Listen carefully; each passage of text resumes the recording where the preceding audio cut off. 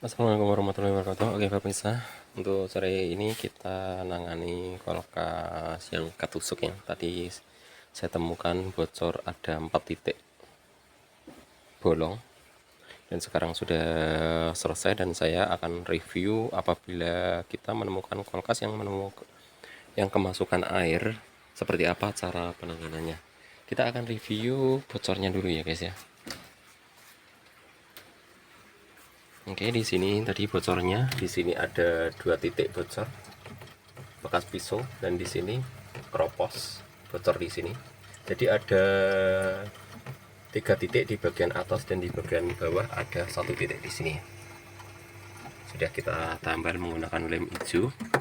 Cuman di sini ada problem lagi atau ada masalah lagi pada kulkasnya, terjadi mampet nih.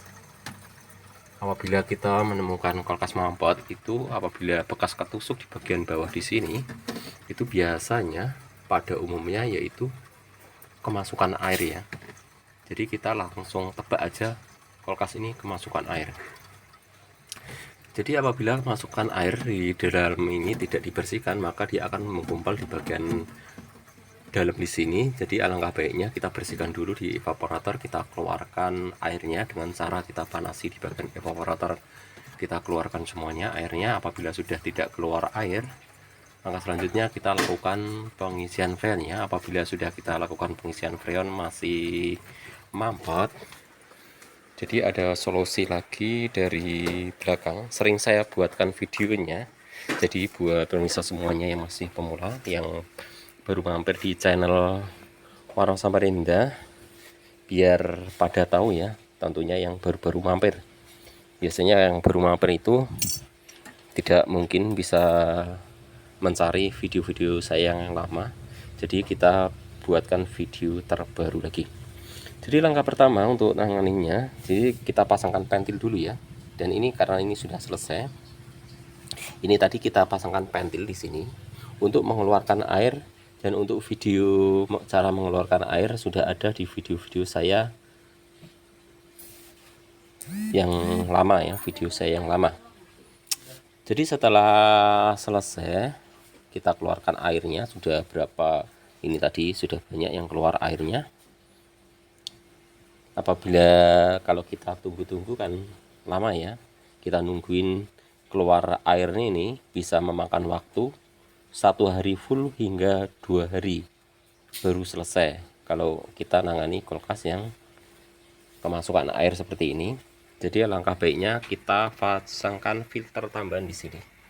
Filter tambahan di sini ini fungsinya untuk menampung air ya. Jadi apabila air yang masuk ke dalam filter tersebut tidak ikut kedorong ke dalam evaporator, tidak menyumbat di bagian kapilernya. Jadi apabila ada air yang masuk ke filter, dia akan turun ke tabung yang sudah kita pasang di sini. Ini fungsinya untuk menyimpan air. Apabila nanti terjadi macet lagi, berarti airnya di sini sudah kemenuhan ya. Dengan cara ngatasinya, tinggal kita bolong di sini menggunakan paku atau menggunakan bur ya, kita bur aja di sini, atau kita potong menggunakan tang di bagian sini supaya airnya keluar di bawah sini. Setelah kita tang, kita tutup lagi, kita las kembali, dan kita lakukan pengisian freon kembali. Apabila sudah 2 kali masih mampet lagi, proses untuk selanjutnya kita bersihkan semuanya, tumpah ganti olinya di sini, kita kuras semuanya, dan evaporator dikuras, dan di kondensor kuras semuanya, kita bersihkan sampai benar-benar tidak ada airnya. Apabila air sudah bersih, kita ganti oli yang baru, atau oli yang lama mungkin disaring, dimasukkan lagi juga bisa, karena air sama oli tadi tidak bisa menyatu ya, bisa kita pisahkan airnya, buang airnya, dan jangan lupa tambahkan oli ya. Olinya apabila berkurang ditambahin. Seperti itu cara ngatasinya. Dan lebih amannya, sebelum kita tinggalkan, kita pasangkan filter di sini ya. Ini bukan filter, ini kalau saya menyebutkan tabung, maksudnya untuk menyimpan air. Apabila ada air yang masuk ke dalam filter tersebut, dia akan turun langsung ke pipa yang sudah kita pasang ini ya.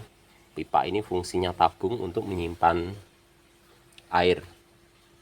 Dan kita tunggu sampai besok apakah ada komplain dari pemilik kulkas atau tidak. Apabila tidak ada komplain berarti kulkas sudah tidak mampet lagi, artinya airnya sudah bersih. Apabila masih terjadi mampet lagi, kulkas tiba-tiba tidak dingin atau terjadi kebocoran, mungkin bocor di lainnya, karena evap kalau sudah bolong itu terjadi kropos di lain, di samping yang ketusuk seperti itu ya. Jadi dia akan timbul lubang-lubang lainnya karena terjadi kropos. Jadi buat pemirsa semuanya, apabila mempunyai kulkas yang sudah ketusuk itu jangan lama-lama menunggu, harus cepat-cepat diperbaiki. Apabila tidak diperbaiki biasanya terjadi parah bolongnya, itu yang awalnya bolong 1 titik bisa jadi 10 titik lebih ya. Biasanya teknisi itu kalau bolongnya lebih dari 10 sudah tidak mau memperbaiki, langsung ganti yang baru seperti itu ya.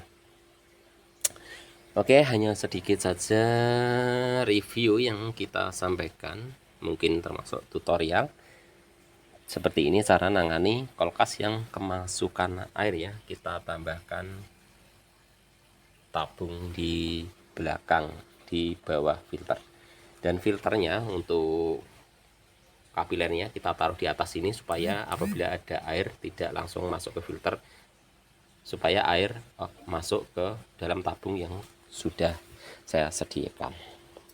Mungkin sampai di sini dulu videonya. Yang belum tekan tombol subscribe-nya, saya ingatkan kembali, tekan tombol subscribe, like, komen, share, dan dukung terus di channel Waroso Samarinda supaya di channel ini bisa membagikan pengalaman-pengalaman menarik di video berikutnya. Terima kasih, selamat mengikuti video saya berikutnya.